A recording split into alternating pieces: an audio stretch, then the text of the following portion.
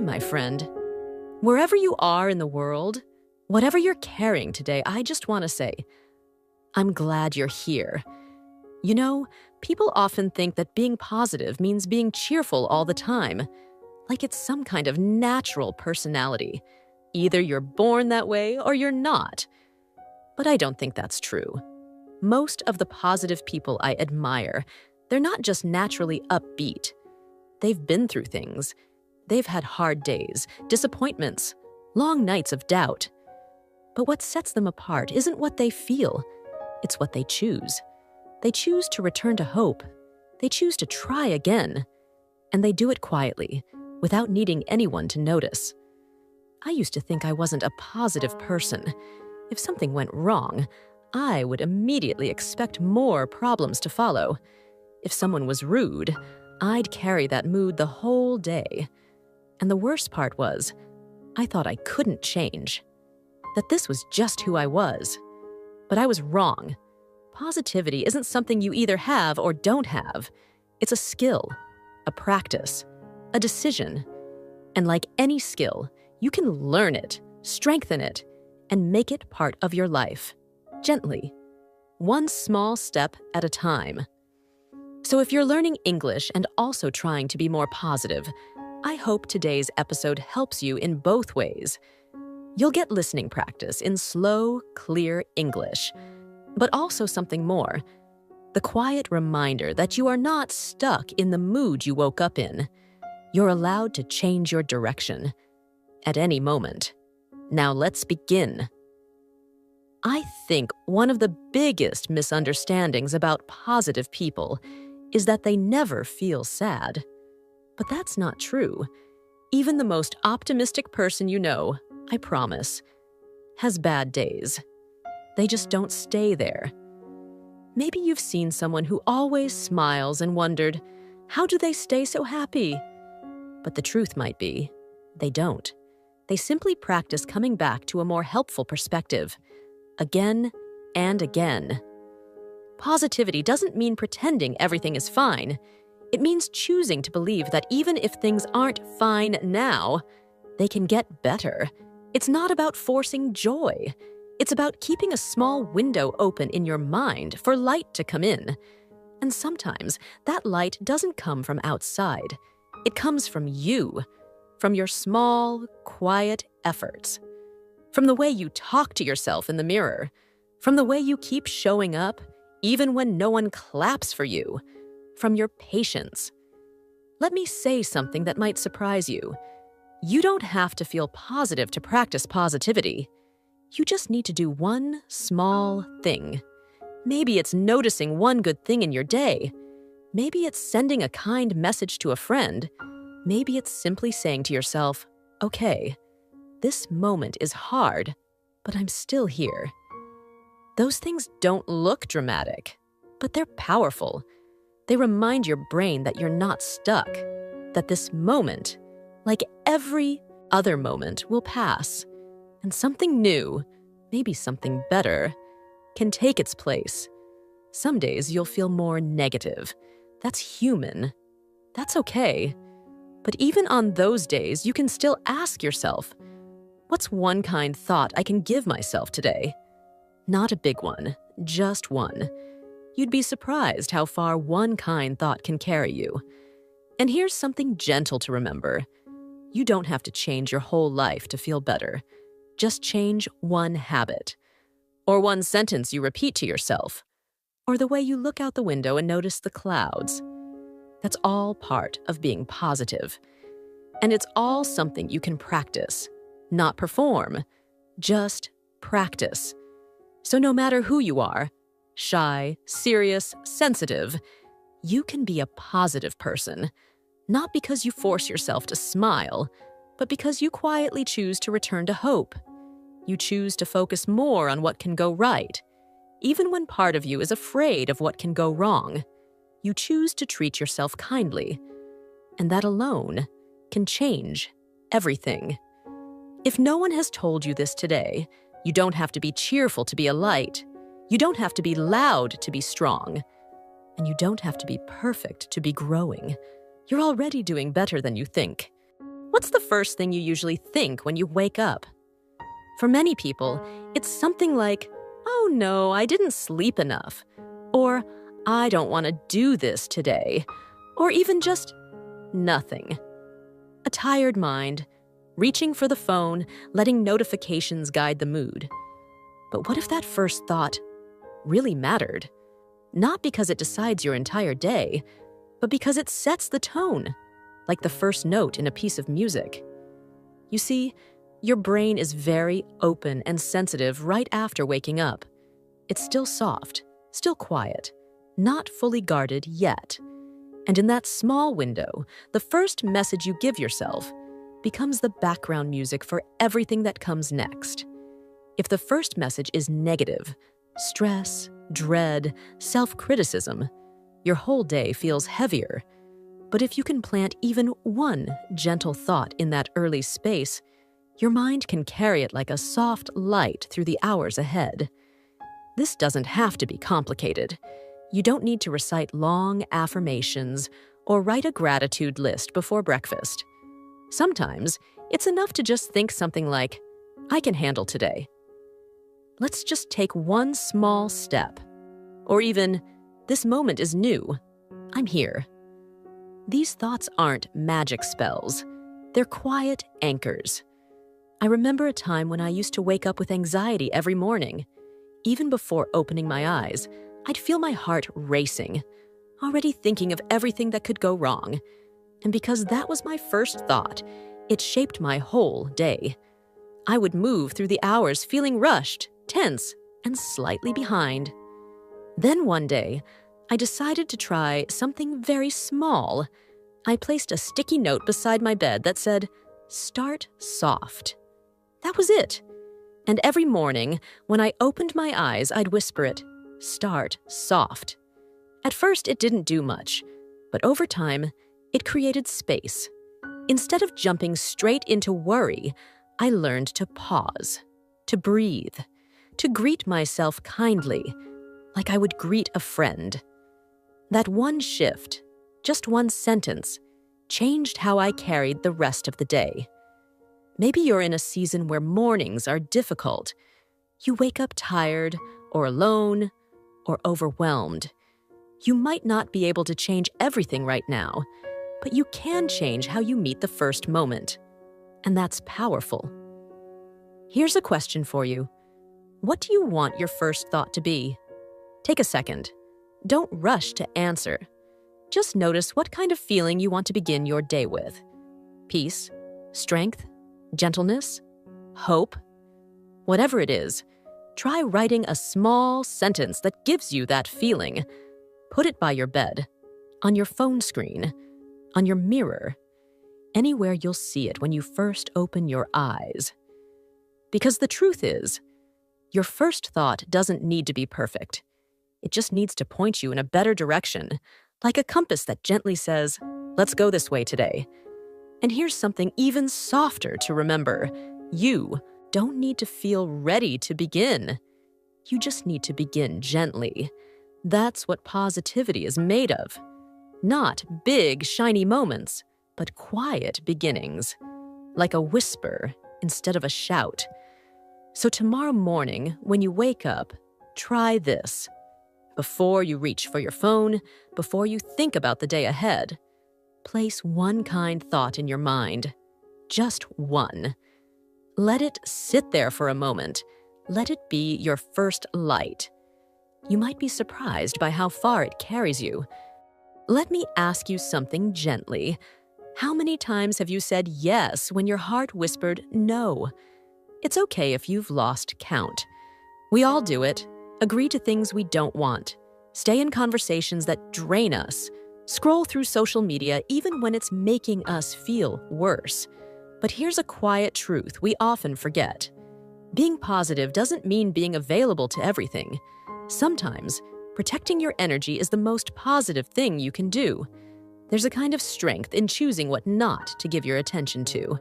And that's not selfish. That's wisdom. When I was younger, I thought being kind meant always being open. I didn't want to disappoint anyone, So I answered every message, joined every plan, stayed in every uncomfortable situation just to be nice. But I didn't realize I was spending my energy like it was endless. And by the end of the day, there was nothing left for me. No wonder I felt exhausted, even when nothing bad happened. So one day, I started paying attention. Who do I feel heavier around? Which habits leave me feeling hollow, not whole? Where do I always walk away a little more tired, a little less myself? That was the beginning of something powerful. Learning to say no, not with anger, but with love. Love for my time, love for my energy, love for the kind of person I want to be. You see, when you constantly say yes to what drains you, you end up saying no to what could actually lift you. And protecting your energy doesn't require dramatic changes. Sometimes it's as simple as muting a notification that always stresses you, choosing a quiet evening over a loud one, stopping a thought mid-sentence and saying, "No, I don't need to go there again."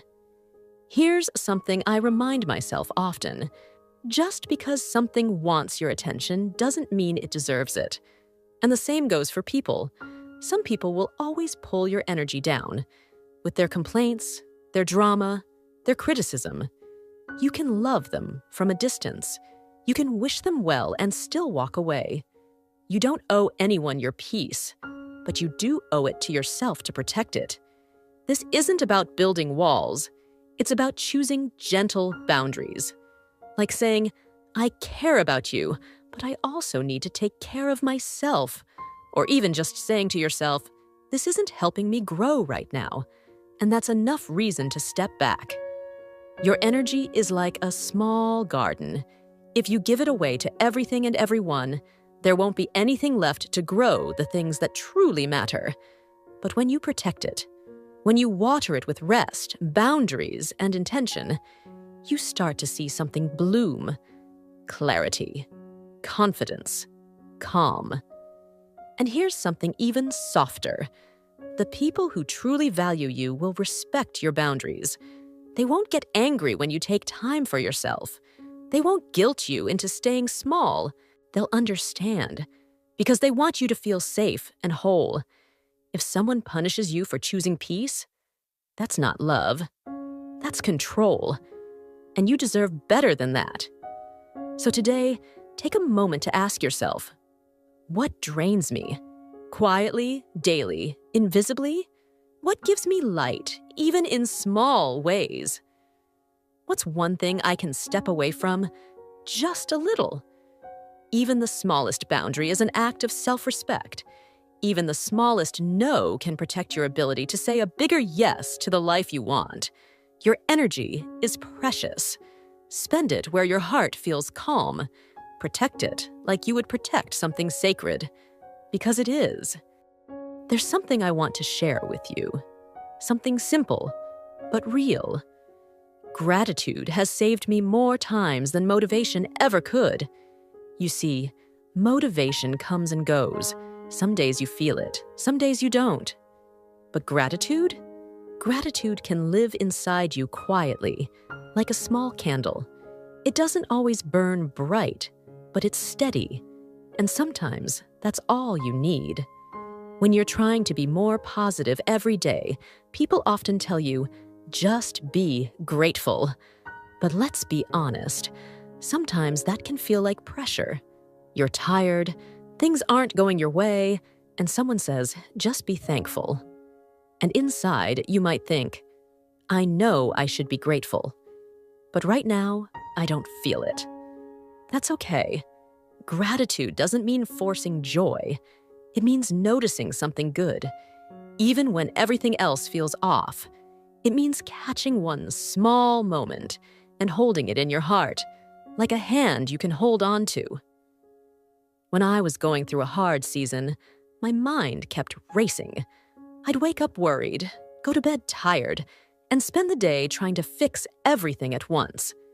I felt like life was rushing past me, like I was living in a storm.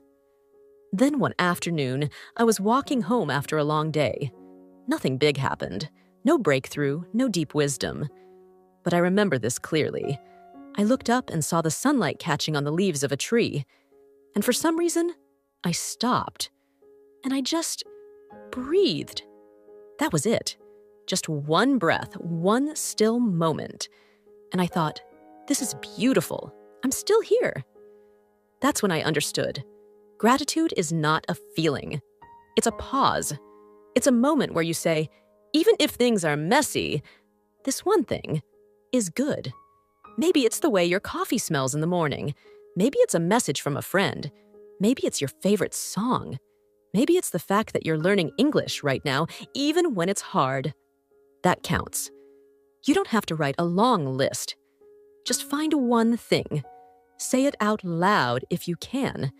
Let it be real. I'm thankful for this breeze. I'm grateful I have a roof tonight. I'm glad I kept going even when I wanted to stop. These aren't big things, but they change you, quietly. Because the more you notice small good things, the more your mind starts looking for them. And the more you look for them, the more you realize they were always there. You just weren't used to seeing them. Gratitude helps you rewrite the story your mind tells you. Instead of, nothing is working, it becomes, some things are still holding me up. Instead of, why me? It becomes, I'm learning something. Even now. Instead of, I'm behind, it becomes, I'm still moving. And that's enough. This shift isn't loud. It doesn't need applause. But over time, it builds a kind of strength that doesn't break easily. And here's something beautiful. When you practice gratitude, it's not just your mood that changes. It's your presence. You begin to show up differently. You become more patient, more forgiving, more open. You start noticing the people around you, and they feel that. You become someone who reminds others of the good, not because your life is perfect, but because your heart sees what matters. So, if you want to be more positive each day, start small. Pause once. Say thank you to yourself, to your life, to something that feels steady, even if it's small. That's your superpower. It's quiet, but it's real, and it's yours to carry every single day. Let's be honest. There are days when you just don't feel like yourself. You wake up heavy. You feel unmotivated. Even smiling feels like effort. And on those days, it's easy to think, I can't do anything today. I'm not in the right mood. But here's something I've learned. Something that changed the way I move through hard moments. You don't have to feel good to do something good. That means you don't have to be full of energy to take one small step. You don't have to be perfectly calm to show someone kindness. You don't have to be in the best mood to still make progress. In fact, some of the kindest, strongest, most helpful things you'll ever do will happen on the days you feel like you have nothing to give. I've had mornings where I felt so low that I didn't want to do anything. But I told myself, just one thing, Jenny. Just one small thing that moves you forward. Sometimes that one thing was as simple as replying to a listener's comment, or cleaning my desk, or recording one short voice note, even when I wasn't sure it sounded good. And here's what's surprising. Doing that one good thing shifted my entire day. Not because it fixed everything, but because it reminded me I still have a choice. You see, we often wait to feel better before we do better. But sometimes it's the other way around. You do, and then you start to feel a little lighter. It could be anything: making your bed, drinking a glass of water, sending a kind text, saying thank you out loud to the air. Even these small actions have power. They say to your brain, we're not giving up today. We're still here. We're still trying. And maybe that's the most positive thing you can do. Not force yourself to feel joy, but create a little space for it to return. Because here's something no one teaches us. Your actions don't have to match your emotions. You can feel tired and still be gentle. You can feel sad and still speak with kindness. You can feel low and still offer something meaningful to someone else. In fact, some of the most beautiful words you'll ever say might come from a heart that's still healing. That's not fake. That's real. That's strength. And here's the other gift of doing good on low days. It helps you reconnect with who you are, not just how you feel. Your mood will rise and fall, but your values, your kindness, your effort, your quiet courage can stay steady if you let them guide you. So the next time you wake up and think, I don't feel good today, try asking a different question. What's one small thing I can do today that matters? Even just a little. Not for applause, not to impress anyone, just because your heart is still strong enough to offer something real. Even the smallest act, when done with love, is a seed that grows something beautiful. And you never know who's watching. Sometimes someone else is having a hard day too. And your one kind action becomes the light they needed. So no, you don't have to wait until everything feels perfect. You don't have to wait until you feel positive enough. Just begin with something small, something honest, something gentle. That is more than enough. That is what positivity looks like. Take a deep breath. You made it all the way here, not just through this episode, but through another day of your life. That matters. Maybe you're not where you want to be yet. Maybe your heart is still learning how to stay soft in a loud world. But even in this moment, something inside you is growing. Positivity isn't about being cheerful every second. It's about returning to hope again and again. It's about choosing light, even when shadows still touch your thoughts. And the fact that you're here, listening, reflecting, practicing English, and learning to care for your mind is something to be proud of. You're showing up for yourself, quietly, and that is powerful. So tonight or tomorrow morning, or whenever you find yourself slipping into doubt, just remember, you don't have to do everything. You don't have to fix your whole life. You just need one soft step, one calm breath, one kind thought. I'm proud of you for being here, and I hope this little corner of calm has helped you carry something lighter into your day. You're not alone in this, and you're doing better than you think.